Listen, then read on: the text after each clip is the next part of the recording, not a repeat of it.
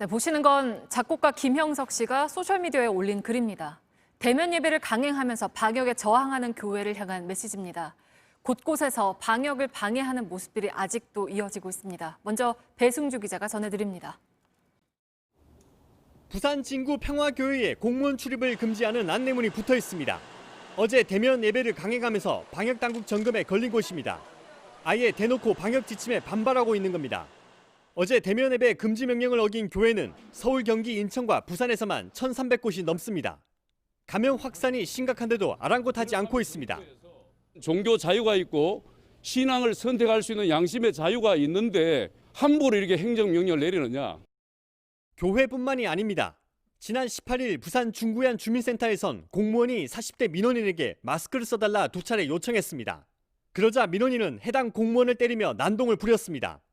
민원들을 넘어서 들어오셔가지고 프린터 뒤 근처 가셔가지고 멱살을 잡고 가서 폭력을 행사하신 거죠.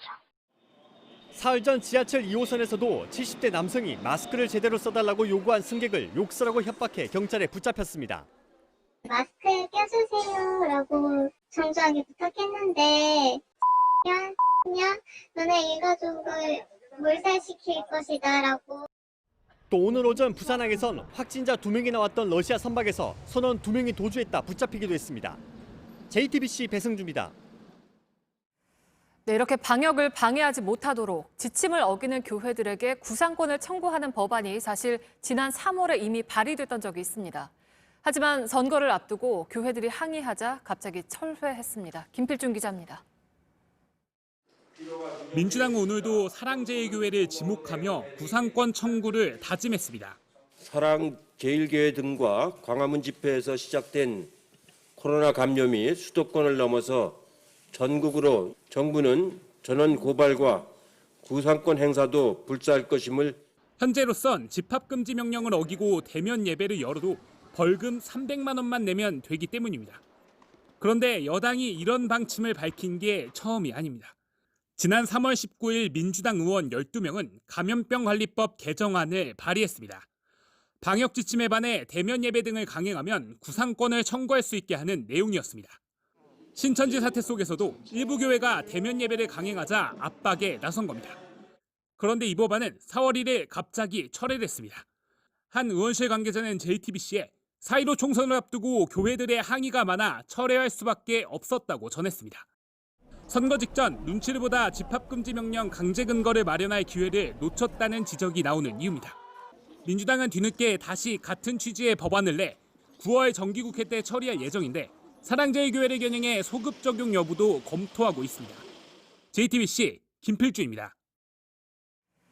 사랑제일교회 전광훈 목사는 오늘 한 유튜브 방송을 통해서 치료를 받은 덕분에 몸 상태가 괜찮아지고 있다고 했습니다. 하지만 정부가 사회주의 국가를 만들려고 교회를 핍박하고 있다는 황당한 주장을 계속 이어갔습니다. 이런 가운데 개신교 주요 교단의 원로들은 전광훈 목사를 목사로 부르면 안 된다는 내용의 성명을 내놨습니다. 김지성 기자가 살펴봤습니다. 주옥순 엄마부대 대표가 자신의 유튜브 채널에서 전광훈 목사를 전화로 연결합니다. 기침이 조금 기침이 좀 있었는데 네. 지금 여기서 주는 약 먹고 네. 해서 기침도 많이 없어졌고 네. 네, 온도도 정상이고 예. 네. 혈압도 괜찮으시고.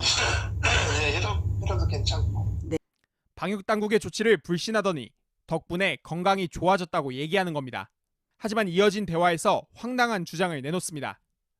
대한민국을 사회주의 나라, 다시 말해서 낮은 단계 연방제를 통해서 네.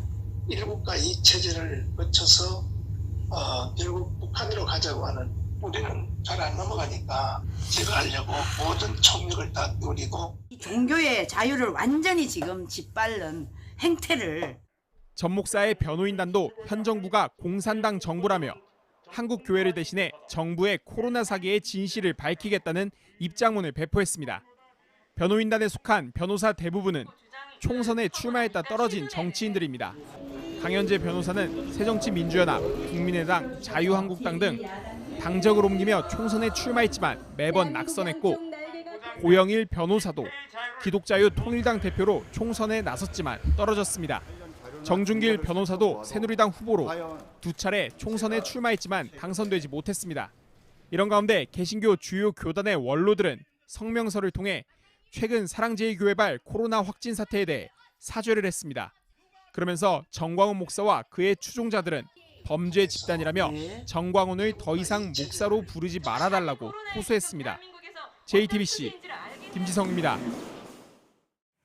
네, 그런가 하면 광화문 집회에 다녀온 뒤 관할 보건소에서 확진 판정을 받았지만 못 믿겠다면서 서울에 있는 대학병원으로 찾아갔고 그렇게 왔다 갔다 나흘 동안 4번의 검사를 받은 사람도 있습니다. 물론 모두 양성으로 나왔습니다. 하예빈 기자입니다. 40대 남성 윤모 씨는 지난 15일 광화문 집회에 참석했습니다. 이후 지난 19일 경기 시흥보건소에서 코로나19 확진 판정을 받았습니다. 하지만 보건소를 믿을 수 없다며 다음 날 2차 검사를 받았습니다. 그런 뒤 같은 날 오후 경기 시흥시 자택을 벗어나 서울 양천구에 있는 대학병원을 찾아가 또다시 검사를 받았습니다. 윤 씨는 이런 방식으로 대학병원과 보건소를 오가며 나흘간 모두 4차례 검사를 받았습니다. 결과는 모두 양성이었습니다.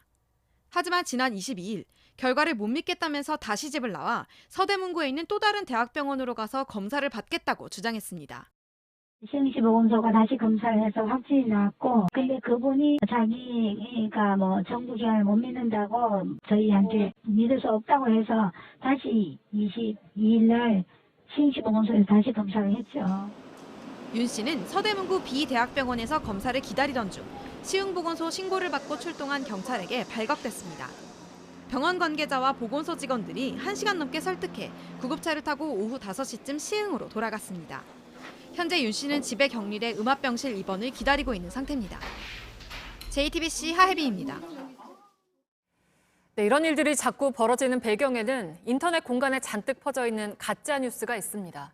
이걸 뿌리 뽑겠다고 정부와 여당이 연일 다짐하고는 있지만 언제 제도가 정비될지는 여전히 불투명합니다. 노진호 기자입니다.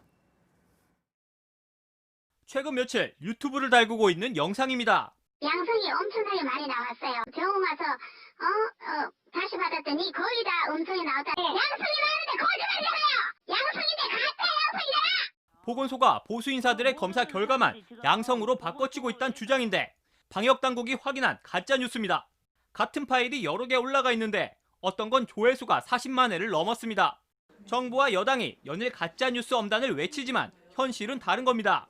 현재는 이런 동영상이 인터넷에 올라오면 방송통신심의가 심의를 해 삭제나 접속 차단 결정을 내립니다.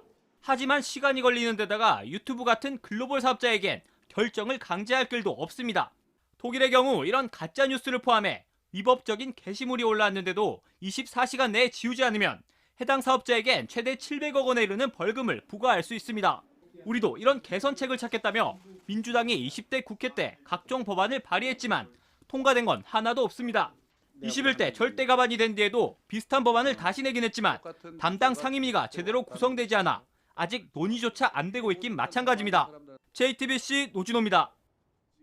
네, 이런 가운데 정치권에서 일선 방역 당국을 힘 빠지게 하는 말이 또 나왔습니다. 최근 2차 확산이 온 건 보수 세력을 노리고 일부러 검사를 많이 했기 때문이다라는 취지의 음모론이 통합당 일각에서 나온 겁니다.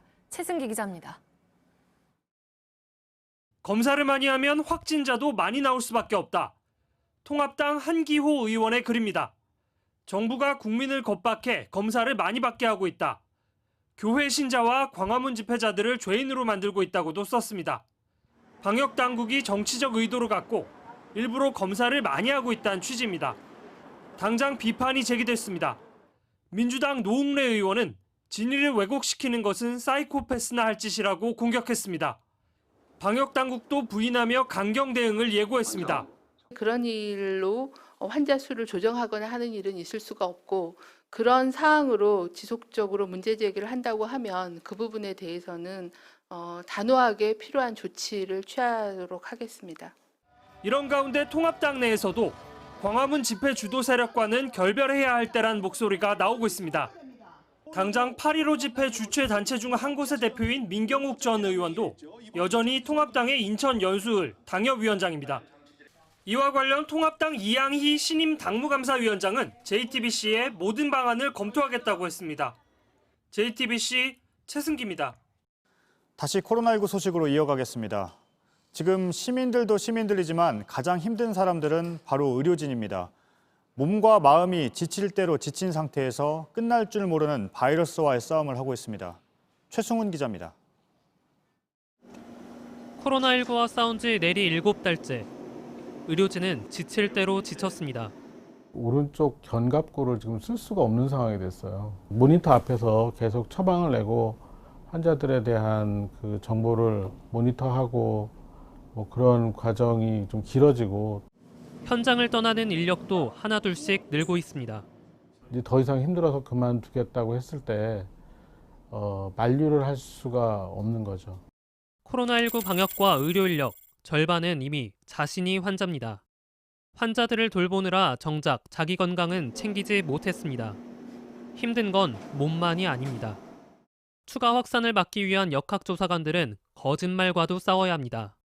사랑제일교회발 감염 사태 이후에는 더 힘들어졌습니다. 나는 자택에만 있었다라고 하신 분도 계세요. 사랑제일교회 관련 확진자들은 다 화를 내시더라고요. 본인이 코로나에 확진된 것 자체를 못 믿으시는 거죠.